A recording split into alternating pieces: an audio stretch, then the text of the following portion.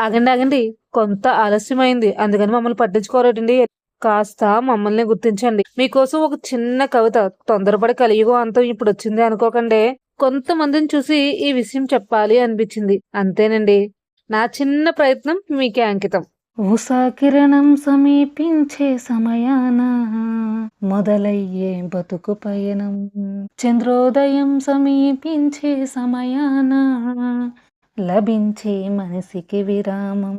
నీవు శిఖరం పైన, బాధ్యత పైన, బంధాలు పైన, అన్నింటి నడుమ నీవు చక్రం వాలే తిరుగుతూ ఉండే క్షణం క్షణం. ఎవరు నేను, ఎందుకు ఇది, పరుగు దేనికి, లక్ష్యం ఏమిటి?